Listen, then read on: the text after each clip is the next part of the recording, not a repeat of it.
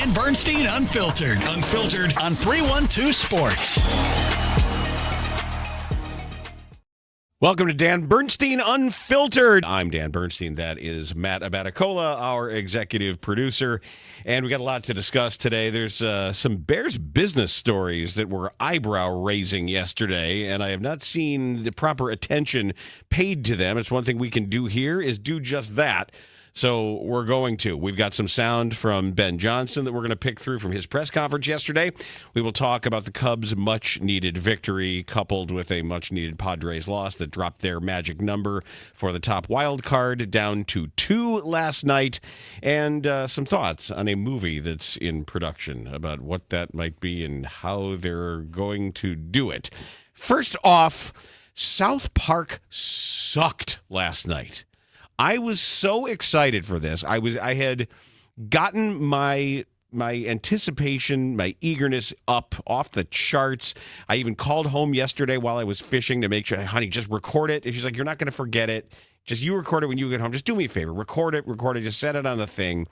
So she sets it on the DVR. And then she said, look, I want to watch it too. She comes down. And she quit 10 minutes in. She's like, this sucks. I'm going upstairs. And I mean, it was so bad. Well, you were too excited about it. You had 2 weeks. Like, they made it like, oh, we were so close to having this ready, and we didn't get it in under the wire last week. And then all of the Kimmel stuff happened, and it was terrible. All right. It was so bad. I'm so disappointed. Well, I can delete it now without having to watch. Don't even. Yeah, it's not worth your time. Yeah. It was underneath their standards.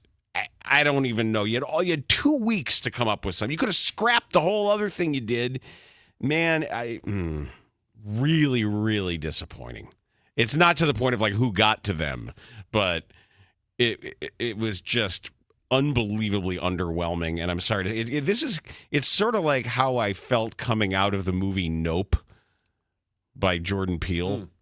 Not quite as disappointed. Yeah. Because that movie was just a pile of ass. I still haven't seen it. Don't. I won't see it. It's terrible. Have you decided on him? I have not. Okay. I have not. The trailers, you know what else too? And I'm really feeling bad about this. The trailers for the Paul Thomas Anderson movie look bad. Well, which one is that? The DiCaprio movie, One Thing After Another. Action comedy. I've seen it a couple times. I'll see it. I'll go see it for sure. I love PTA. Yeah. I mean, Boogie Nights is one of my all-time favorite movies. I really liked the sort of different tone of Licorice Pizza, but no, this looks. I hope I'm wrong. And once the real reviews start coming out today and tomorrow, because now they're using all of these sketchy reviews. Like a movie that defines a generation, Flern Germanson from Fork Magazine, and you see all those things. You see the giant font that just says the greatest movie of all time. Well, who said that? Bill. Tom. Yeah. At the bar. No, I saw remember when I first saw the preview, and I thought, I don't know if I'll see it, and I've seen it a few times, and so I'll definitely go watch it. I saw an interview with Leo and Benicio del Toro.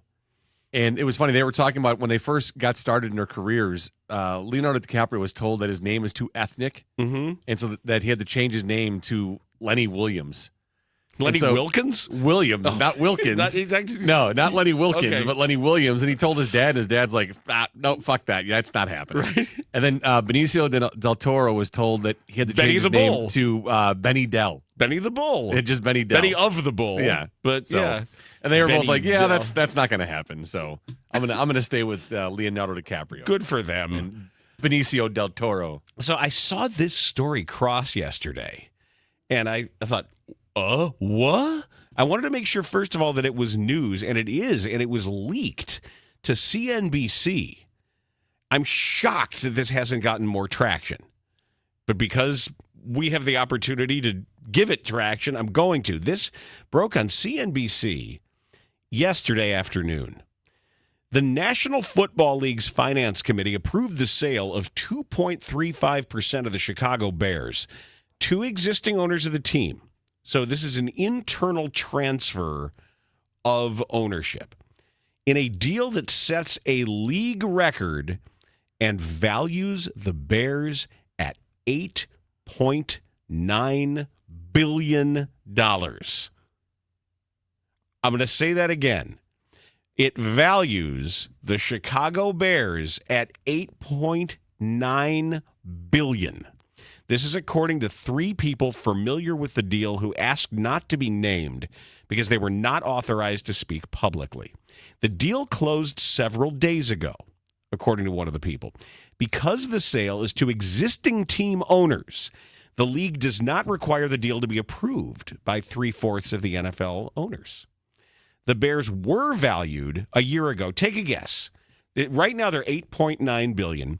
In CNBC's official team valuations, where do you think the Bears were valued? A year ago. 1 year ago. Yeah, I couldn't make a guess at it because you can. Well, we talked about it. And at the end of August, they were valued at $8.2 billion. So I'm going to say, they were $7.9 million a year ago. 6.4. Oh, 6.4. Okay, $6.4 billion. That was according to the official CNBC NFL team valuations, number 10 among the 32. The team rose to 7 in their 2025 valuations. Yep. The stake of the Bears that was sold was held by the estate of Andrew McKenna, according to 2 people familiar with the deal. McKenna died in 2023, and Galatiotto Sports Partners represented the estate in the deal. Said the people who asked not to be named because they were not authorized to speak publicly. 2/3 of the 2.3% sold will go to the McCaskey family, and 1/3 will go to the Ryan family. Okay. Pat Ryan. Yep. Leaving the former with the McCaskeys now 77% ownership, and the Ryan family with 23% ownership. Neither the NFL nor Galatiotto Sports Partners responded to emailed questions from CNBC about the sale.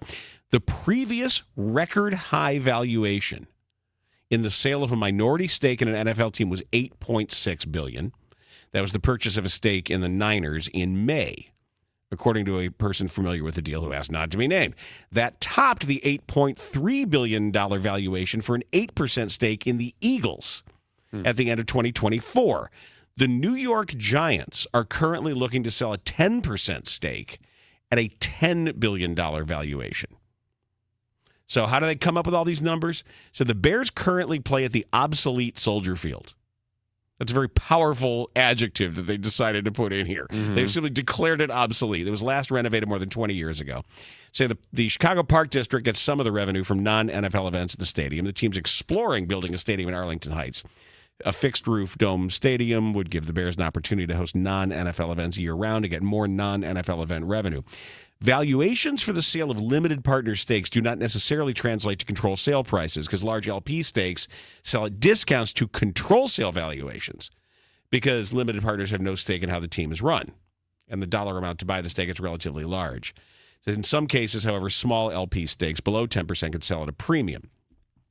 The last control sale of an NFL team we know was the Commanders when Josh Harris bought them for $6.05 billion.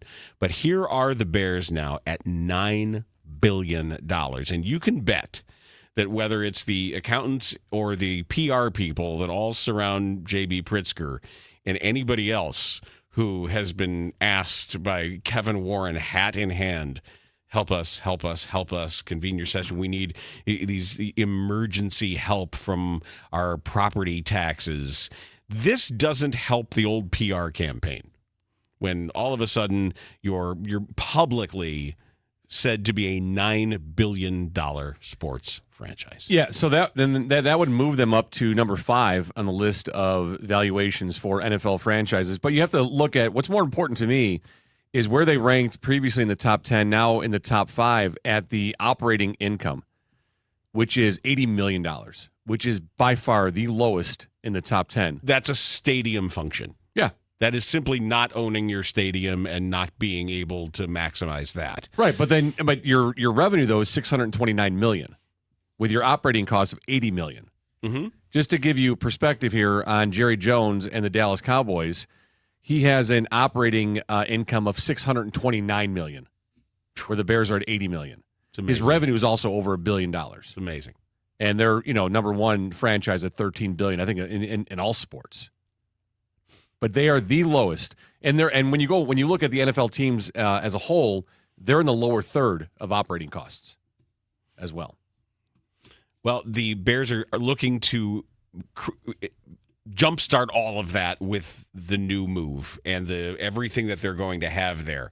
But that kind of equity, that kind of number that we're talking about here is not going to endear them to the constituencies of the various legislators, whether in Chicago or downstate, to bend over backwards to provide any ongoing help. Because it's not going to happen. It shouldn't. Right. It simply shouldn't happen.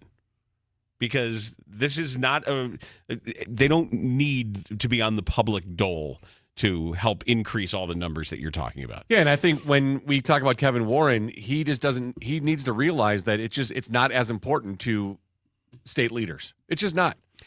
There's one more business note here regarding the Bears before we get to some of what Ben Johnson had to say yesterday.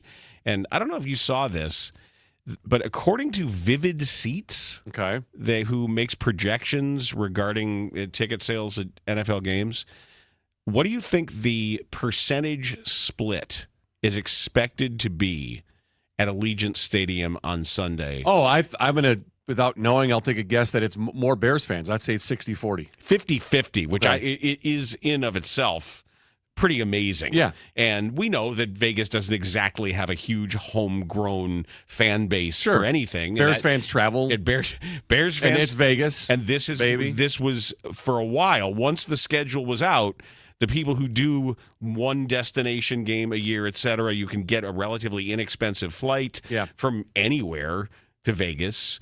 And the tickets are going to be expensive, but with everything else and every reason in a time of year where I don't know what the average temperatures are in Vegas right now, but it doesn't matter because people are going to sit by a pool anyway somewhere. So don't be surprised when if you had your issues about the crowd being loud at Soldier Field as the Bears are moving into the red zone and Caleb Williams has to turn around and go, "Shut up! We're trying to get a play called. Stop cheering. You're the home crowd." Well, I would expect it in Vegas, but not because it's majority Bears fans, though. Just because people are drunk and stupid? Yeah, or well, why? just because, you're on the road, and it should be loud when you're on the road, but it's going to be loud on the road because of your own fans. That's a problem.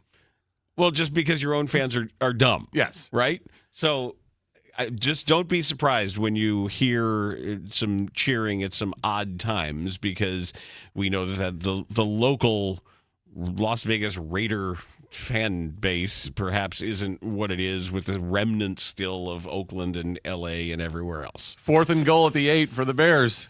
And they have to take a timeout because their own fans won't stop screaming. Because they're too loud. Yes. And love it. I'm sure it happens elsewhere. But I'm going to say no. I'll just go with no, it doesn't. Oh, we know it does. No, I'll say Bears fans are the only ones. Fine. Okay. Let's get to what Ben Johnson had to say yesterday in just a second. Let's hear what the Bears head coach had to say yesterday. These are the opening remarks as he stood before the gathered media at Hellas Hall. Man, really good team that we're about to face here this week. Got a lot of respect for their playmakers all across the field. Defensively, obviously it starts with Max Crosby there. He's I think, in my opinion, he's a top 5 player in this league on defense and probably doesn't get the recognition that he deserves. He's all over the place, relentless, high motor, and you got to account for him and know where he's at every single snap, or else he'll get you. And he wrecks drives. That's what he does. And then they've got great team speed on that side. Those guys are flying around. Offensively, they got playmakers at every position group. The quarterback's playing at a high level. I think they're the number 1 team in explosive plays right now on offense. And so we got our work cut out for us. And that goes without even mentioning their head coach, who, I got a ton of respect for Pete Carroll. He's been doing this for almost 30 years, whether at the college level or the NFL. And I think he only has 4 losing seasons. So that's a credit to who he is. The teams take his identity. They play hard, they play fast, they play physical, they fly around. And I know that he'll have this group ready to go here this week. So we got to answer that call. We're still looking for our first road win. And, we have yet to obviously win 2 games back to back. And so that's huge for us and where we're going. Correct. And their offensive line is bad and their defense is bad. Yep. But he can't say that. No, he can't. He can't say that we're now favored to win the game in large part because it's kind of going to be a home game for us, and our opponent's offensive line is bad, and their defense is kind of bad. Yeah, they can't run block. They can't run the ball really well. They really can't pass block, but Geno makes up for the deficiencies by being able to sling the ball all over the field. So it should be a build on your success game for Caleb Williams. And obviously, the most important player on the Bears continues to be a subject of discussion. Caleb's performance and production from Sunday, what do you want him to carry forward with him from what he did on Sunday? I think it's the comfort level right now of taking all this information over the course of the week, which is a lot. We just had a walkthrough and we screw some things up, and that's because we just talked about it for the first time, and we're going to screw a couple things up in the walkthrough. Well, we got to get better at it during practice, and then I think what I'm most impressed at with him and his process is the next day he really locks everything in from the day before, and we don't have to go back and revisit it again. So he's a quick study in that regard, and because of that, we can load up the game plan more each week. Week 3 was a lot more than week 1, and hopefully that's our new normal here going forward is not just for him, but for the entire offense. We can have a little bit more in the game plan to help attack some of these defenses. And so because he's doing that and his comfort level's growing, we're able to grow as an offense. Okay. He's very careful. Very careful. To talk about him in the context of developing player. It almost sounds like he's talking about a rookie. It has at times throughout this season so far. I mean, and obviously some of the accolades and the credit he's given him are not expected of a second-year player. I'll tell you what, which is fine. Again, it's the reality of the situation. It is what it is. He's had to come in with what we think is a heavier lift than what he anticipated getting in here, and he's talking about like a electronic device doing a hard reset and getting it back down to 0 before he starts adding to it and building it up. That's what's coming into focus for me. What is increasingly clear, and this is a theme, this is in the good and the bad and the everything about the Caleb Williams discussion coming from the head coach, is I think you nailed it, that this is a start from the base of learning, regardless of everything else. All the scouting reports, all of everything that we heard about what they said when he was asked to identify stuff, and we talked about this stuff about Brian Daboll and spitting out plays and regurgitating information and all that. He seemed to pass every test except the Ben Johnson test. Because I don't know, the Eberflus test, I don't even know they were holding it upside down. They didn't even know enough of what they were doing for it to be a possible gauge. Now we have a guy who at least we trust knows what he's doing at the very least. And it seems like his project to make this right, he must feel that he has enough leeway, enough latitude and time to do this, that this really has been a break it down to its remedial components from the first day and reteach everything. Yeah, I think this is a situation where he came in thinking it was a remodel and it's more of a rebuild.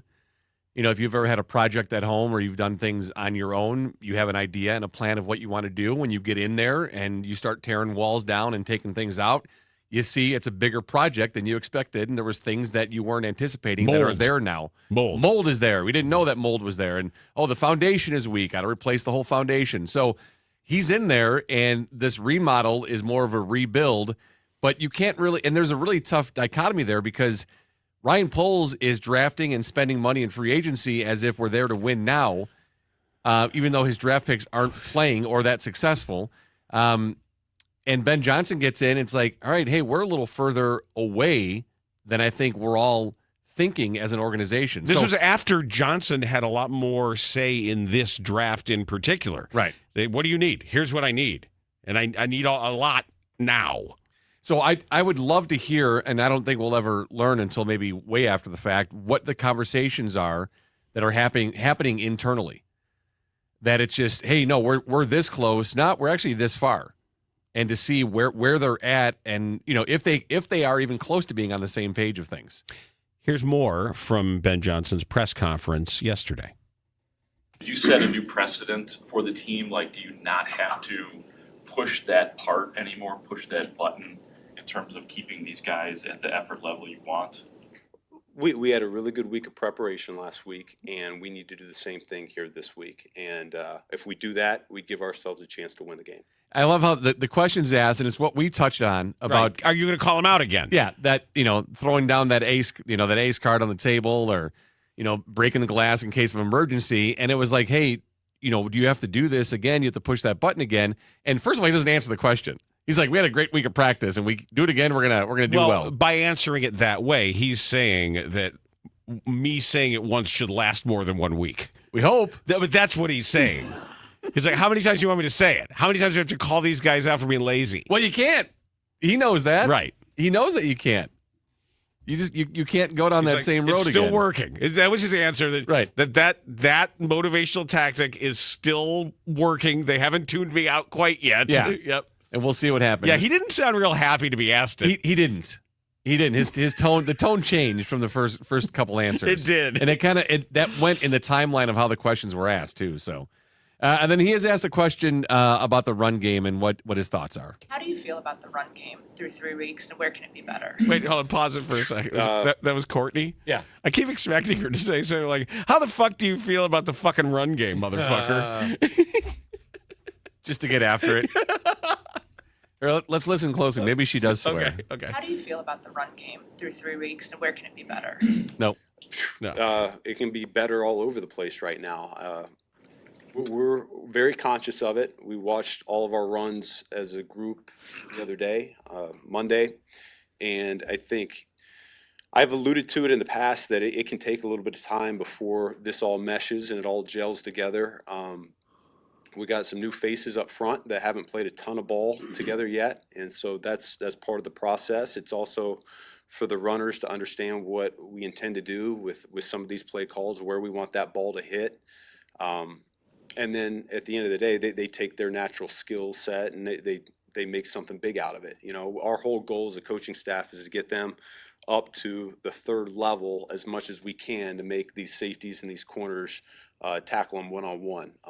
We haven't been doing that enough, and so as a coaching staff, we need a sound plan, and then we need to go out there and we need to execute it just a little bit better than what we have been doing. But I'm not discouraged at all. I see how close we are to this thing really coming together, and I think that was really the point of the meeting there on Monday, was those guys see the same thing.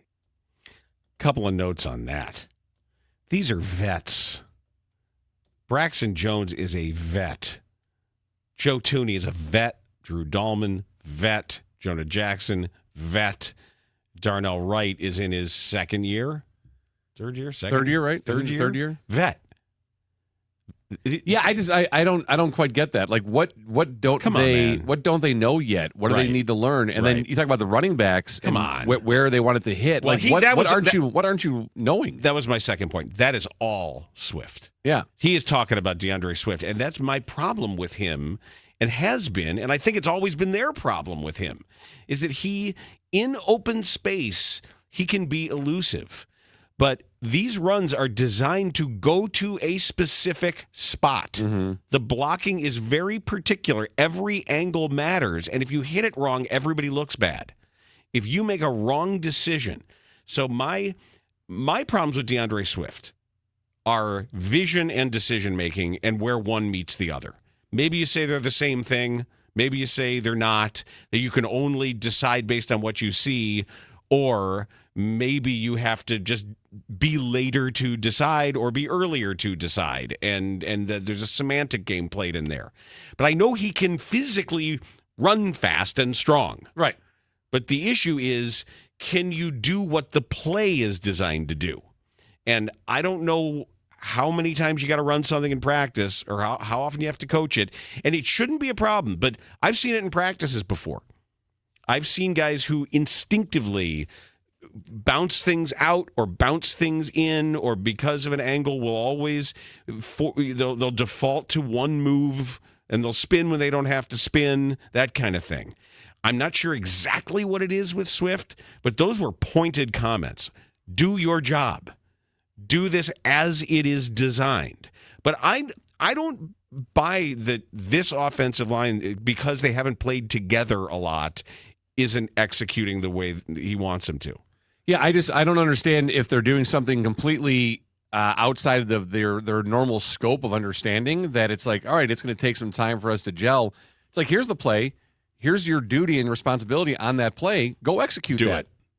Right. I mean, when it comes to run blocking, yeah, there's certain things you can do differently and make it a little more complicated, a little more complex in how you want to block. But how much different can it be? It's like, what more do you need to learn? What aren't they getting right now? So I think it's more has to do with the running back room itself than the guys up front. But I don't think he's they haven't been great through the first 3 weeks. Again, they showed that drive. We're going to run the ball. We're telling you we're going to run the ball, and they were successful running the ball. All right, you have the ability to do it. Looking at DeAndre Swift, though, on the injury report for a hip, was limited in practice. Darnell Wright did not practice with an elbow. You have your tight ends also. Colson Loveland with a hip did not practice. Cole Kmet with a groin was limited in practice. We'll get more information on that today. Yep. So, man, when you say it's not the running back room, it's Swift. He's not talking to Kyle Monangai. No, I know he's not. Yeah. I know. But your running back room overall is just not good. And that all starts and basically ends with DeAndre Swift, which to me is a problem in the league, in a league right now. Like you can't just have one guy you're depending on. He should be fine, though. He should be just all you need. No, he should be fine, but is fine good enough? For this team right now, on that third quarter drive in the last game, the answer was yes. Okay. Against a bad team, yes, and maybe this week, fine is good enough, but not for the next step. Absolutely not. And DeAndre Swift is not going to be here when the Bears. No, are he's good. not. He's on my list of more than half the guys that will not be here when this team is competitive. No, you can count on one hand who's going to the be guys. here Yeah, when the team is competitive. I think I had 5. Yeah, like this is going to take a lot more remodeling. Yes, or it's rebuilding or rebuilding. It's as not you a say. remodel. Yeah. So we should mention too that we've got a guest on Forward Progress today. If you love Bears stuff, you should definitely join us because the great Mark Potash, somebody who is old enough to have been on the beat when I was on the beat and is still covering the Bears, a longtime Sun-Timesman, is going to be our special guest today on Forward Progress, a Chicago Bears podcast. But for the moment... good catch, by the way, from Ben Johnson. He added a new player to our roster. Rex Games? Yeah. Rex Drives. Rex Drives. Okay, good catch. I heard that a couple times. It didn't register for me, but yeah, okay, Rex Drives. We got our roster here. Yeah, that's our edge rusher is Rex Drives. Yes. And he's added to we added a new player yesterday. Who did we add yesterday? The receiver, a mere 12 yards. So that's a mere 12 yards and Rex Drives. Yes. 2 of the newest players on our team. My favorite, do you remember who we had years ago? Howie Handles? Oh, yeah. Yeah. That was our quarterback, I think, was Howie Handles. Oh, was it really? Was it should be a point guard, but I think he was our he quarterback. He should definitely be a point guard. On our team. Thanks to Protein Bar for being part of our team. And if you haven't been to Protein Bar yet, you're really missing out on a place that is a panoply of options for you, regardless of the time of day. Breakfast, lunch, dinner, snacks. It is a place where you can get what you want, how you want it, with craveable and satisfying flavors and supercharged ingredients, all kinds of healthy swaps. Every entree and protein shake has 15 or more grams of protein. That is all-day power, whether it's a scramble bowl for breakfast or burritos, acai bowls. You like oatmeal for breakfast, they have protein-loaded power oatmeal yogurt parfaits. I know you had the PB&J shake yesterday. I stopped there yesterday. Yeah, I love that you can get a breakfast burrito. You can get a wrap for lunch. You can do a salad. You can do a warm bowl. You can get a shake or a smoothie. So like you said, if it's breakfast or lunch or dinner or just that snack in between meals so you're not eating some garbage, Protein Bar is the place for you to go. And I'm going to stop there on the way after the show today and get I'm gonna do the not the chicken Caesar salad, but I'm gonna get a wrap this time. Okay, I think bring that on the train. And one of their most popular items, I know a lot of people like a lot of the fast casual Mexican, but their Mexicali bowl is a healthy trade out because it's roasted chicken, corn, black beans, cheddar, braised kale, salsa, spicy tomatillo lime sauce, organic quinoa, and chipotle Greek yogurt, with their homemade protein bar, guac, and cilantro. There's 34 grams of protein in their Mexicali bowl. That sounds amazing. And I'm going to tell you, if you haven't tried acai yet, go give it a try. Go to a protein bar and kitchen by you. There's one here at State and Lake if you're downtown. Well, 15 Chicagoland locations. And there's one out in Northbrook if you're out there in the areas by me. Give it a try, and try acai if you haven't tried it yet. It's really, really good. It's a great little in-between meal type thing. Download the app. That's the first thing you should do. I did it. Download the app in the Apple Store. And as an app user, there's all kinds of free perks. I actually got a reward emailed me today. Already? About a shake, yeah. Already? That didn't take long. No, it didn't. Wow. It didn't take long. So protein bar and kitchen. So the next time you're thinking, boy, I'm in the mood for give it a shot. You will not be disappointed. Absolutely. I love it. And thanks for being a part of the show. Good peoples. The Cubs got a big win yesterday, and thank God. Oh yeah, that was a relief. We were waiting to hear about the MRI on Cade Horton, and then here was Craig Counsell sits down after the game. Was like, yeah, as soon as I get done with you guys, I'm going to go talk with the doctors about the MRI. And I was like, what? Wait, like we're right here. Why don't you find that out first? Bring him in. Whisper. Make it like one of the congressional hearings where your counselor is whispering in your ear. You can just say, he's got a torn core muscle. He's out for the year. Or you can say, he's fine. Right. Either one. Just tell Which we hope it's fine. Of course. Everybody hopes it's fine. So to me, though, Kyle I mean, Tucker's coming back. I took that as not a huge deal. Like it's what they said it was. It's nothing to be overly concerned about. If there was more to it than just that, I think he would have had that conversation a little sooner. Or we would have been able to tell by his tone or his demeanor that something was up. Yeah, maybe his cold's better, and they gave him some antibiotics. Okay, maybe they flew him out to Tampa, and he made up some potions and saw Kyle Tucker's lotions. guy. Yeah. He got what did they call like the spirit charm, the bag that you wear around your neck? Yeah, maybe he got that, or he got some special tonics and tinctures, potions and lotions, salves. The playoff picture is coming a little more into focus, but not so much. In the American League, Dan, Seattle is the only team that has clinched their division so far. Playoff berth, though, Toronto and the Yankees have clinched a playoff berth. The AL East is so fun. Toronto and the Yankees are tied right now. Toronto holds the tiebreaker. Boston is 3 games back. AL Central, we talked about that. Cleveland with a 1-game lead over Detroit right now. In your wild card race, the Yankees on top, Boston, the 3 seed, Detroit, or I'm sorry, the 5 seed, Detroit, the 6 seed, with Houston 1 game out looking in. So if it starts today, it's Toronto, Seattle, Cleveland, Yankees, Boston, Detroit in that order. So you would have Cleveland and Detroit playing in the wild card round. So Detroit going to Cleveland, and you'd have Boston going to New York. If that starts today. Bring it. Now, on the National League side, you have, of course, clinched their divisions, Milwaukee and Philadelphia. Playoff berths, Milwaukee, Philadelphia, Cubs, San Diego, and the Dodgers. The NL West, the Dodgers lead the San Diego Padres by 2.5 games. Wild card right now, the Cubs are on top, San Diego 2.5 behind. The Mets have that final spot right now. Cincinnati, Arizona are a game behind the Reds, and the St. Louis still not technically out of it. Getting tight, though, with 3.5 games that they're back behind the Mets. So if it starts today, it's Milwaukee, Philadelphia, the Dodgers, the Cubs, Padres, the Mets. So you'd have the Mets going to L.A. and San Diego going to the Cubs. But you got to look at the schedule. Cincinnati is hosting the Pirates, so you think that's favorable there for the Reds. Houston is at the A's. Dodgers at Arizona. Detroit at Cleveland with one more game here in that series. Yankees are one more game with the White Sox. Boston at Toronto, and, of course, the Mets and the Cubs. Nolan McLean is pitching for the Mets tonight. If you're not familiar, he was a 2023 third-round draft pick, 91 overall by the Mets. He has made his debut this past August. He's started 7 games. He's 4-1 with 4 quality starts, an ERA of 1.27, 42 2/3 innings pitched in those 7 starts, and 6 earned runs allowed.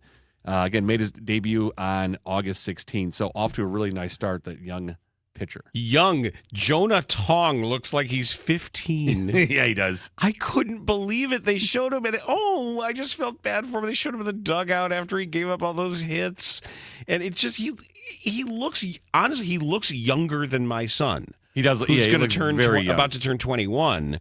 But I think Jason already looks kind of like a grizzled, hard-living, hard-bitten vet by now. I don't know why, but Well, he's a paper guy. That's why. Yeah, the ink stain That wretch. happens, Oh yeah, yes. it's like he's getting old. He's got the sleeves pushed up and a styrofoam cup of coffee. After the first day, after you walk out of the building, you've added 10 years. Can I tell you? As a newspaper editor now, he calls me the other day. I said, "How are things going?" He's like, "Nobody here can write." Oh, Jesus. I said, "Are you already this guy?" It's like, I got to spend so much time. He's even said something like, if these people could get off their phones and learn how to write. Oh, boy. Like, Jason, you're 20. So he has 20 going on 65. Right, he already sounds like one of the guys Terry used to talk about at the Yes. Sun-Times desk. He's like, yeah, I would love to get out there and write myself, but I'm too busy cleaning up all this other stuff. Hey, I want to mention real quick while we're talking a little baseball, Nico Horner is currently 5th in Major League Baseball in hits at 175. He's going to win the batting title. And in average, where is he at? He's tied for seventh at 301. Well, where is he in the National League, though? I thought he was moving up. Yeah, let's see. Because a guy had the Nico meter, like the old Shawno meter. Somebody was holding the Nico Horner. I mean, nobody cares about batting average, but Right. it's still kind of cool. So he is 3rd in hits. He's 4 behind Trey Turner, and 1 behind Luis Ariz. Average, he's 2nd in average at 301, 305 for Trey Turner. All right, I have another Cubs and White Sox note Okay. that is meaningless, but it was something I was proud of thinking of last night. Okay. And tell me if this makes... I figured out who Moises Ballesteros is from Chicago baseball memory. Who does he remind you of? This goes back a while. Not like old time. Okay. Anything? No, Anything? Who? Okay, this goes back to just a similar fat lefty slappy guy with an inside-out swing, but was a pretty dangerous hitter. A Chicago guy? Yeah. Okay. Yeah, and I will just tell you this. In his time with the White Sox, in 5 seasons with the White Sox, this guy batted .257, on base .394, slugged .364, OPS plus of 109. So a pretty good little player, but short.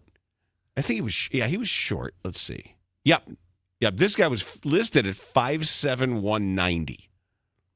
But I think he was heavier than 190. He was short, fat, slappy, and his hands came through before the barrel of the bat. All right, who is it? The Deacon Warren Newson. Oh, jeez. So help me out. I know this is like I gotta look it up. Total here. Sox fan thing in me. Yeah. But tell me if I'm right on this. I want to know it in the comments. I want you to just kind of squint at Moises Ballesteros, the way he swings, the way he looks in the batter's box, and when he hits the ball hard and like opens his chest like that, it sort of flips the bat at the ball. That he's got a lot of the good Deacon in him. I don't know why Hawk called him the Deacon, but that was what he called Warren Newson. So and a pretty good judge of the strike zone, also that he was hard to strike out. He had it was pretty close to like a 1-to-1 ratio. Yeah, that's pretty good. That's pretty good. Yeah. Okay. Yeah, I see it. I loved Warren Newson. And I didn't know it was a career on base of 374 with the White Sox 394. Yeah. That's fantastic. Like that's great. Those on base percentages. Yeah, I love the nickname the Deacon by Hawk Ken Harrelson. Yeah. No explanation why, which is pretty common for his nicknames. Well, some don't stick. Like when he was trying to call Adam Dunn Canyon. Yeah.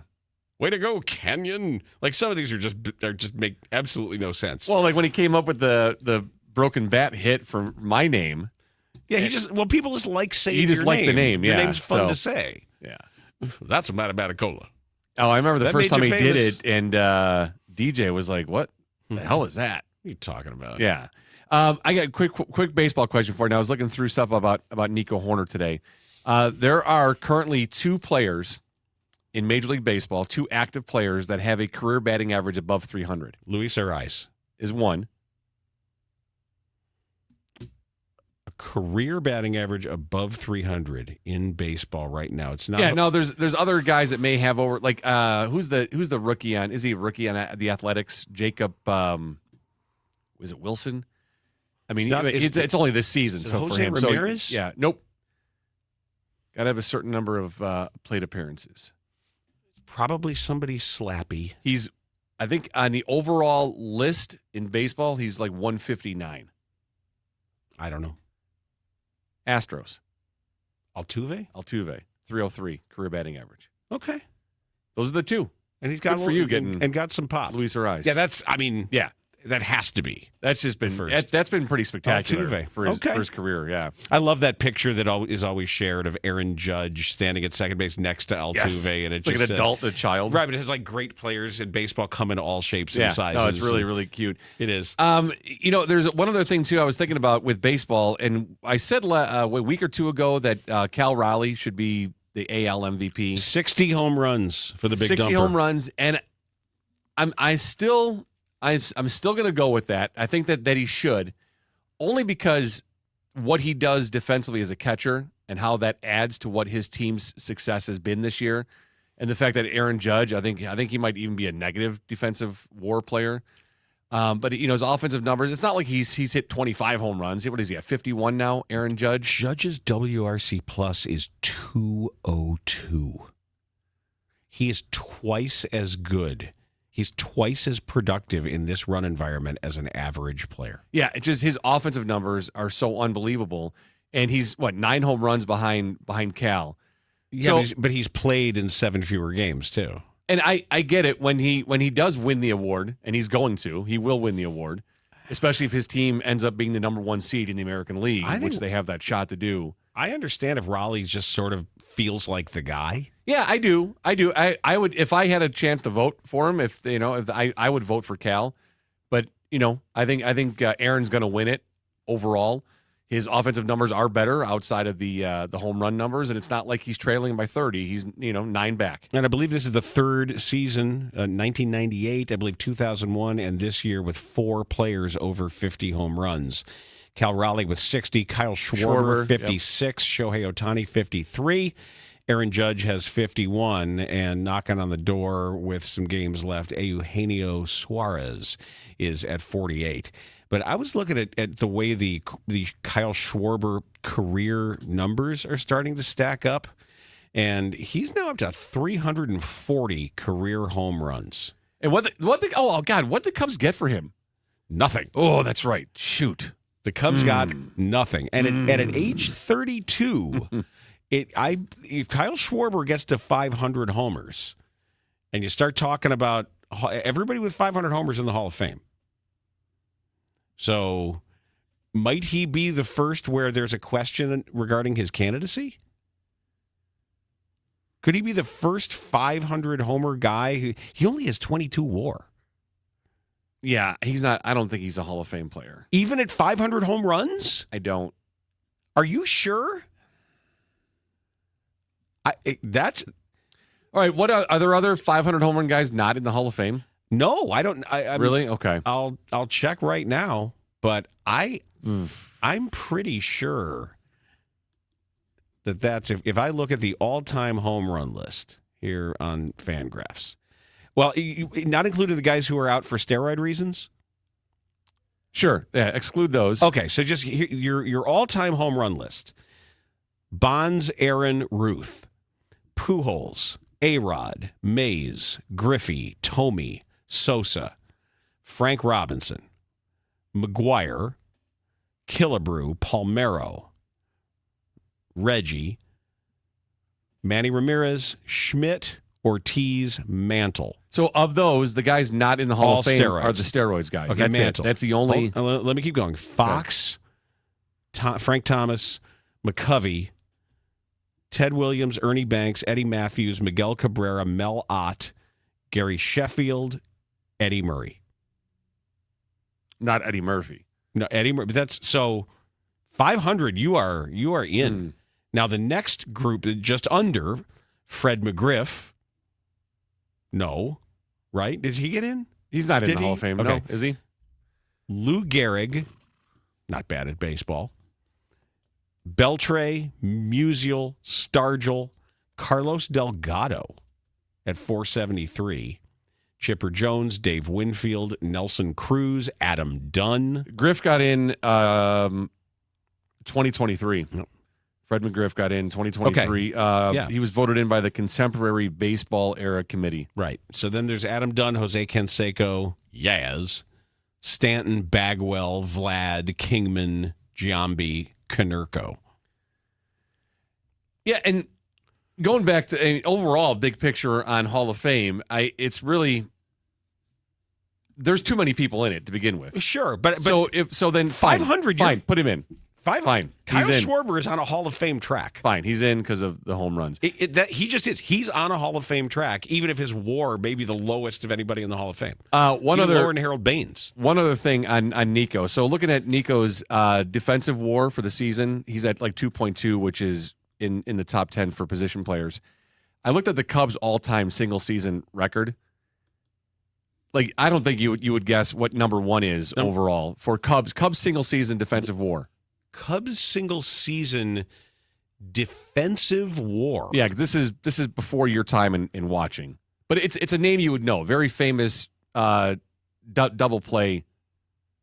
Is it Tinker? Tinker's number one at 4.3, but Not Tingle. Not our guy over here. No, not Tingle. Not Tingle. It's Tinker. Or Sherman. Okay. But Tinker. Okay, Tinker. Which, by the way, you're there tomorrow, 8:15. I am. The drive. I'm going to be on the drive, 8:15 tomorrow. Don't miss it. We have fun. Because How soon before you're going to leave me and go do, like, classic rock Go radio? to FM. Spin a little Bob Seger for you. Like, Matt, I gotta talk I'm to going you. to Kathmandu. Oh, boy. Good luck there.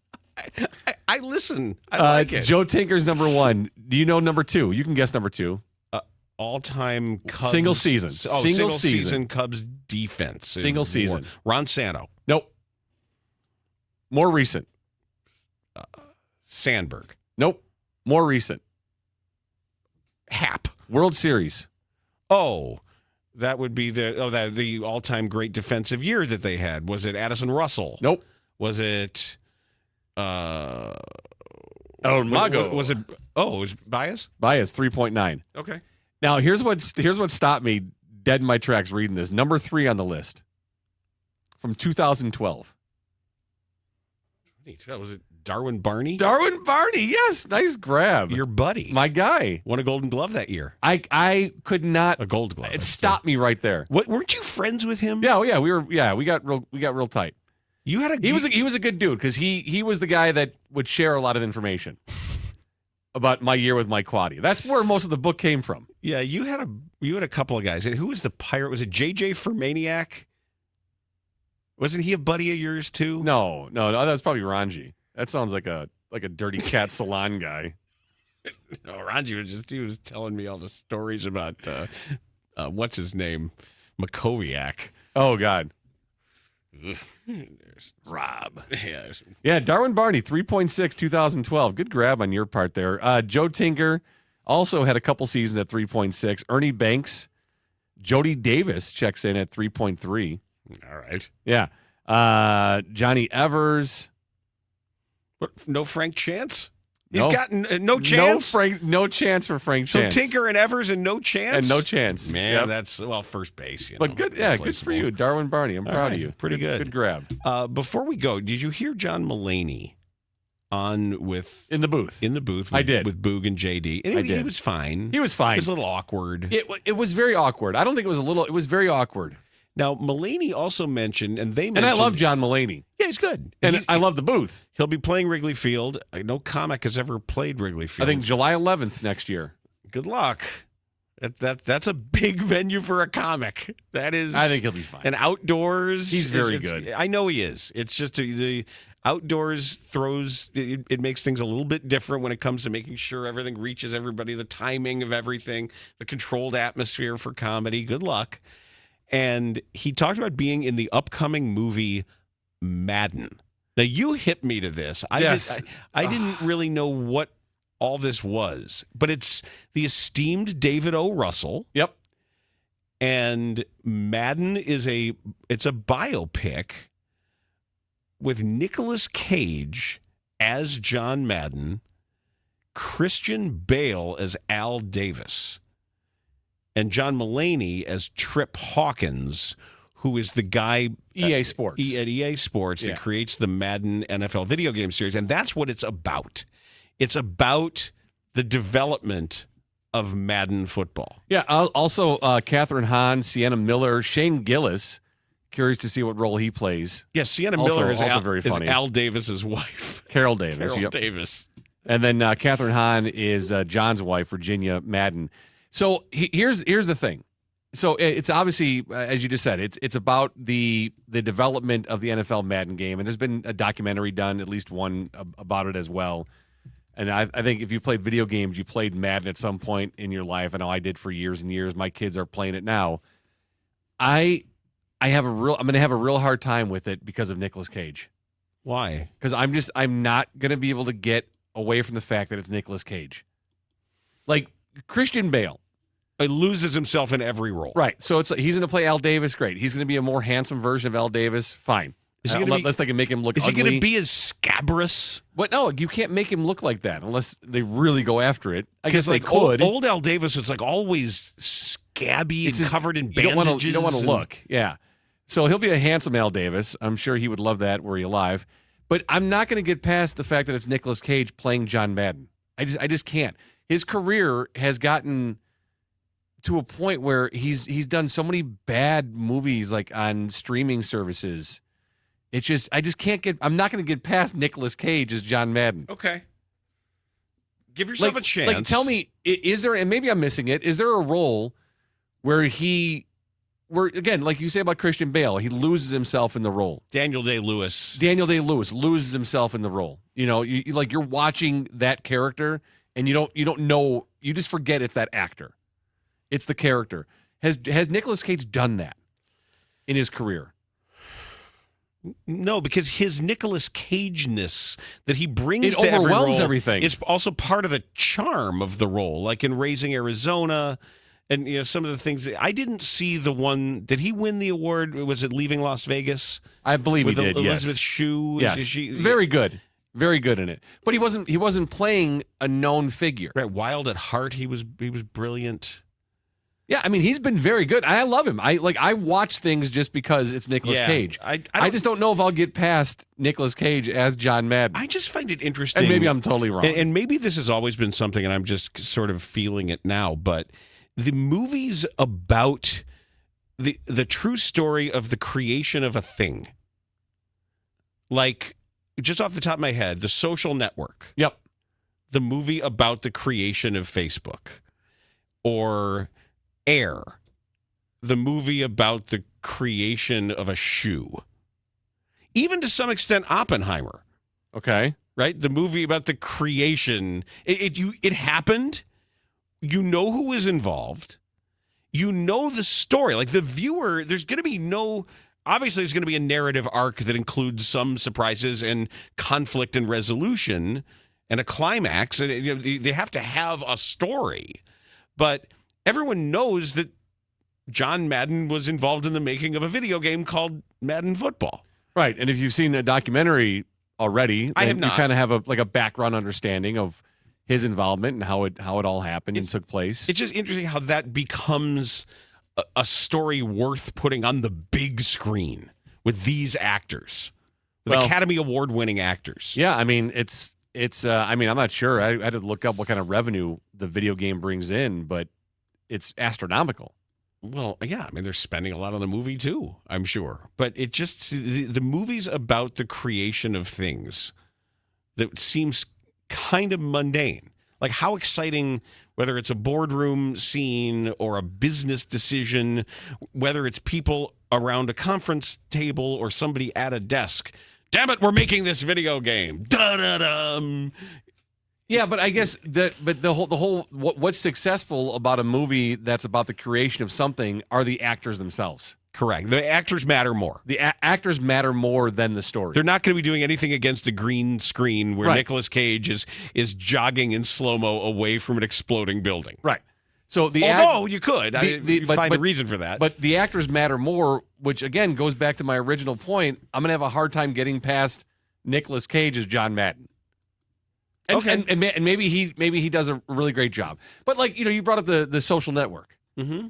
Like, no one, like, you didn't know, what's his name, Zuckerberg? Right. No one, like, Mark Zuckerberg wasn't a regular, like, known type. Nor the Winklevoss twins. Right. And so the actors that portrayed them brought those characters to life for the audience. Mm-hmm. And so you completely associate the actor with the character now. But now, unfortunately, Mark Zuckerberg is a pretty common figure that yeah. But he's got those cool glasses on.